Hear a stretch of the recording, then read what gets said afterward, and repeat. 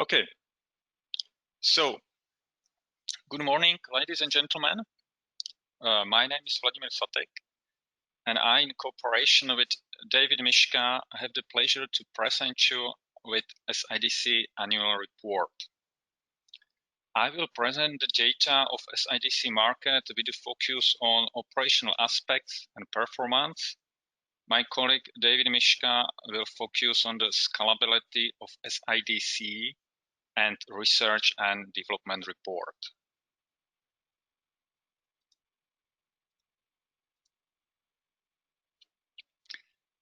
As it has been already indicated during the initial presentation or initial summary, the year 2019 was very important for SIDC cooperation.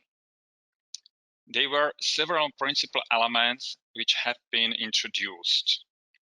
I would like to mention especially geographical extension, which we label internally as a second wave, and introduction of the features providing more transparency to the market participants. Let us focus a bit on the geographical extension. As you can see, the factor of the extension is different if we consider number of countries, number of zones, or number of parties.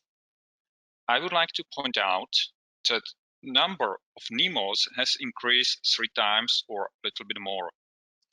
This is an important factor because it implies, among others, substantial growth in the number of market participants.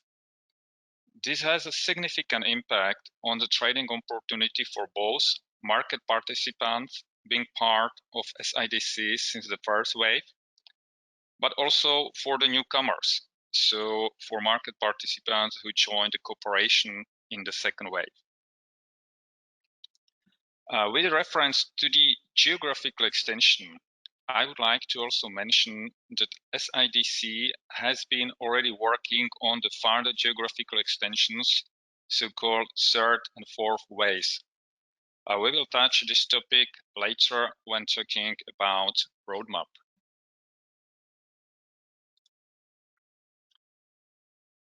Let us see a little bit the hard figures. So, in the year 2019, SIDC exceeded 57 terawatt hours in the terms of traded volume. We can also observe that in the last 2 months of 2019, the traded volume grew up. Naturally, this was a consequence of the second wave. The growth is quite remarkable in December, whereas in November is limited, and that's due to the fact that the second wave was launched in the second half of November. So the impact in the month of November is limited. Those of you who have been following the growth of the traded volume in the particular zones, especially in the zones belonging to the second wave parties, might have noticed that the introduction of the joint market has had a substantial positive impact on the traded volume. And it depends on the particular zone, but you could have observed that the traded volumes multiplied in some zones by the factor of 5, in others almost by the factor of 10. So that's quite significant. Now let's focus a little bit on the prices. The annual average clearing price was around 14 euros per megawatt hour. The SID helps us also to understand, in my personal view, in a very transparent manner, the clearing prices across Europe. So we can see that the highest prices are in the Baltic countries and in Poland and in Iberian Peninsula. In my view, in this way, SIDC provides a clear signal not just to the market participants, but also to all stakeholders. It is natural for the continuous market connected to the physical commodity that there are some issues that needs to be resolved because we cannot simply store the commodity. Therefore, it's also somehow expected that market shall resolve some ad hoc issues, which implies that these may lead to the peak situation and can be absorbed in the volume weighted prices per contract. And I think that's a very interesting topic because these prices range somehow from minus 179 euros to plus 415 euros. But what is important here, that these prices are significantly less than the absolute minimum and maximum cooling prices which are set in the methodology. And that's by quite a huge factor. Okay, let's move to the operational part.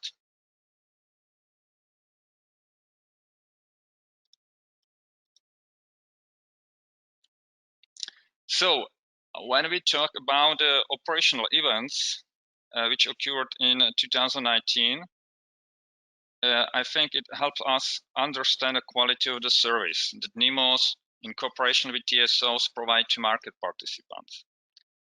SIDC parties consider stability and robustness of the operation as a key pillar, and they are committed to provide high quality standards. But in order to deliver that, it's important to have kind of forward planning and to foresee things that will happen. So when we go back to the year 2019 and we focus on the operational events, so we mainly focus on the incidents, on the request for changes and corrective measures. So let me start with the corrective measures, and I'm pleased to inform you that there weren't any situation in 2019 which would require any application of the corrective measures. So from that perspective, everything was operating in line with expectation. Still, I think it's fair to say and recognize that there were some incidents that SIDC Corporation had to deal with, and these incidents were handled fully in line with the adopted procedures. In 2019, SIDC operation experienced less incident in comparison to the year 2018. And this is something what I would like to point out, because it's not just sheer number of the incidents, but we need to also take into account that the operation in 2018 took a little bit more than 6 months, whereas in 2019 we are comparing it with a whole year. So that's, I think, quite important optimization in the operation. I think it's also important to understand that from the technical and operational point of view, the launch of the second wave was a little bit different than the first wave. And the important difference was that during the launch of the second wave, the first wave was already running, and we had to take actions to avoid any negative impact on the ongoing operation. So, and I think that this situation was successfully managed without any adverse impact on the market. And you can see it in November. So if we focus on the last quarter of 2019, you can see that number of incidents is really limited and there wasn't any big issue. So now I think this is the last section of the operational report. So let's focus a little bit on request for changes. In principle, the approach, or let's say the understanding of request for changes is very similar to SDAC. But I think we have a little bit different technologies here and different markets. So I think the requirements are quite different. If I should go a little bit into details on the request for changes, I think we have a couple of groups there. So if we talk about configuration request for changes, it's good to mention that there was harmonization of intraday cross-zonal gate opening time. There was also change of the operational time unit on all profiles in Austria, Germany. There was also activation of new interconnector between Denmark and Holland. So these are more or less operational CRs, and there were more operational CRs. What was quite important for the cooperation is the functional and technical changes, which allowed us, among others, of course, a geographical extension of SIDC. I will address this a little bit later on when we will discuss technical changes more in details, because this is somehow linked to the performance. What I would like to also highlight here when we talk about requests for changes is that we also implemented CR, which allows collection and processing of the data for reporting towards Acer. So this may be understood that this is kind of internal functionality from the point of view of market participants. But I think it's important that this change increases SIDC transparency. So SIDC parties consider this CR as very important. Okay, so let's move to the another area, and that's the area of performance report. So in this section, I will talk about the performance monitoring report and performance indicators. In this respect, I would follow up on the information I've already shared with you when we discuss requests for changes. And that's the point on increased monitoring. So I think in this respect, it's fair to say that there are clearly defined requirements in the algorithm methodology, which has been gradually implemented in SIDC, but we are not at the end of the implementation yet. So what we've done in 2019, we implemented information or additional information on the matched volumes and also on the prices. So this year we can provide, let's say, more depth information in comparison with the last year. And we will also do it for the next year. Or we will improve or increase a level of the information for the next year. If we talk about the usage indicator, in principle, with regard to total number of products which are offered to the market, there is no difference between year 2018 and 2019. So we are offering 15 minutes products, 30 minutes products, hourly products, and user different products. But of course, what is important also is implementation of these products across the bidding zones, and that's different. This is also an important topic for the future, and I guess we will touch this topic when we will talk about the roadmap. I would touch once more the items on the geographical extensions. These are the indicators in the section number 2. And this is quite important because there is increasing number of NEMOs, number of bidding zones, delivery areas, interconnectors, and borders. And this is quite important because this has not only a broad increase of trading opportunity for the market participants, but I have to say that it also increases the level of challenges that SIDC has successfully dealt with. And we had to adopt many measures which are associated with that, which I think can be demonstrated in the next slides. So let's focus first of all on what has happened in the market. So when we talk about SIDC performance, we usually consider how the system behaves within the limits set by SLAs. So in SIDC, we have contractually agreed framework for the system performance, and usually we measure against that.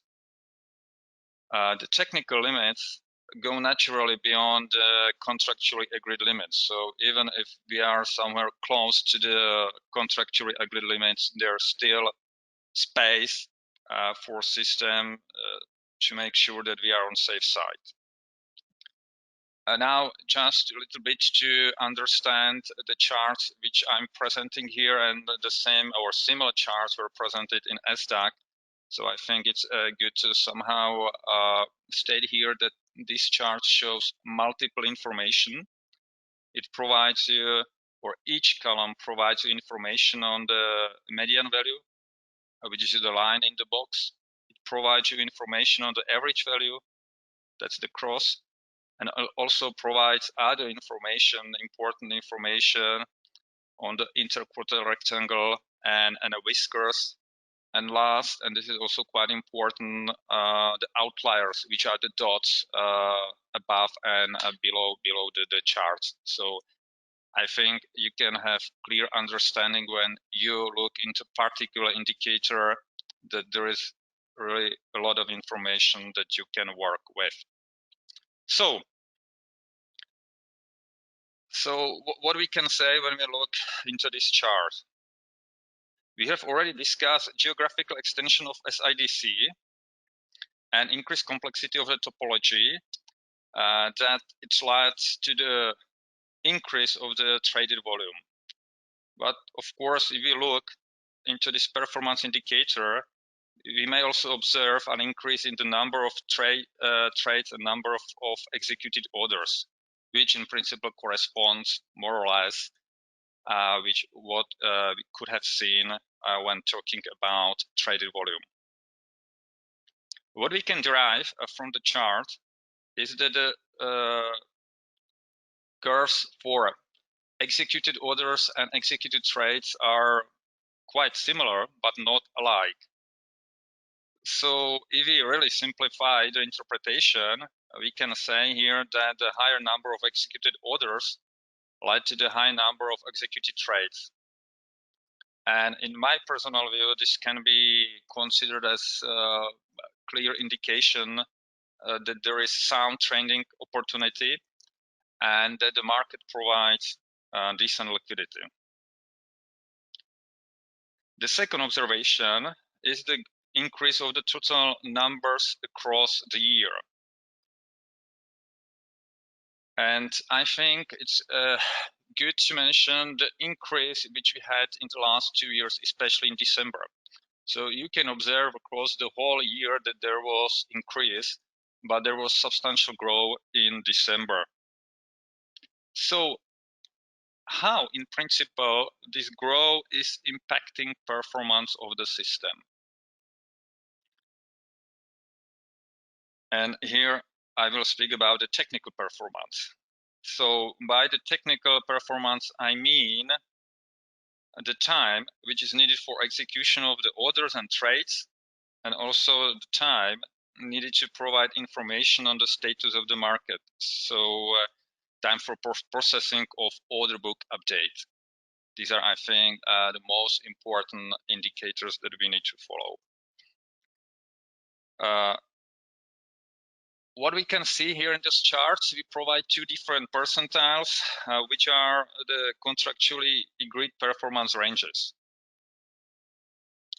What we can observe here, so in comparison to the previous charts, when we were able to observe growth in the number of executed orders and trades, here we can observe more or less stable figures with some outliers, mainly in October, but then a drop in November and December.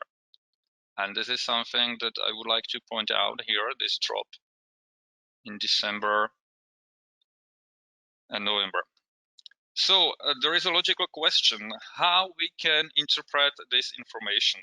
And there are two principal points. So if we talk about first 10 months, we can say that there was quite stable operation, and it was not impacted that much by the changes in trading. When we focus on the last 2 months, then we can say here that this was caused by the implementation of the changes which were preconditions for the second wave. So not just the functional changes were introduced, but also we introduced performance optimization. And we can clearly see that we not only see an adverse impact, but we have even improved.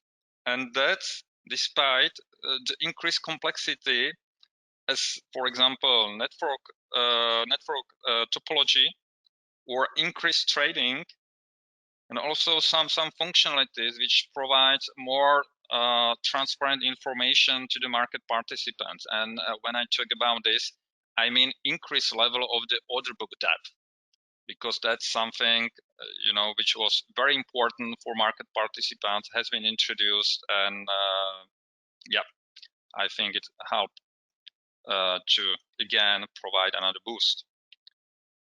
I think if we go a little bit back in the history, some of you may remember that during the second wave pre-launch event, we presented in detail all the aspects requiring increase in the performance, and it was quite a complex matrix containing many elements.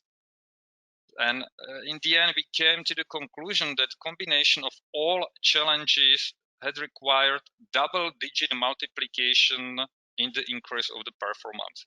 So if we really somehow summarize on the challenges that we had and the situation where we are right now, I dare to say that the mission was quite successfully completed. Okay.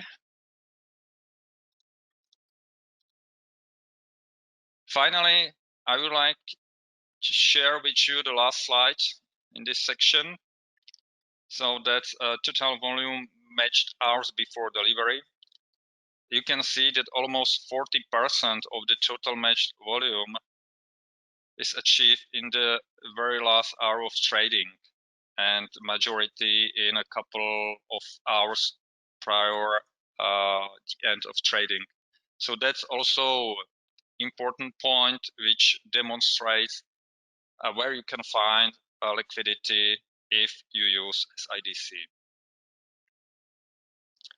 So I think that's all my part. So I would like to thank you for your attention, and I will now hand over floor to David Mischka. So good morning also from my side. I would just ask Vladimir to hand over the presenter role to Ludivine, because I'm not able to.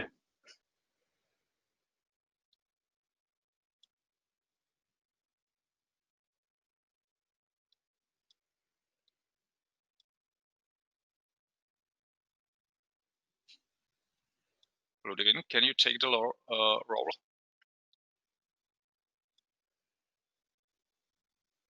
Well, I think you are here as a backup. Yes, I can.